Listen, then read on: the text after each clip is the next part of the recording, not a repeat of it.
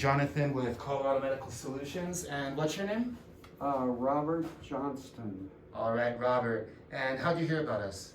I attended a seminar that you did back in 2017. Oh, you came to one of my lectures. Yeah, no, it was Dr. Jones. Dr. Jones's lectures. Okay. And tell me, what were you going through before you came in? What made you come in? And how did we treat you?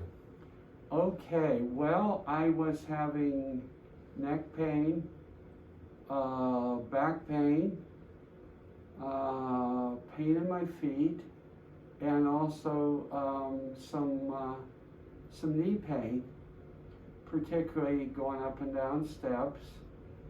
The neck is just markedly improved. Mm-hmm. Back is markedly improved.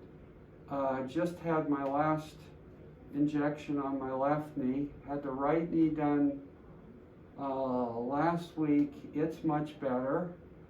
Everything's better. I still have some pain in my feet.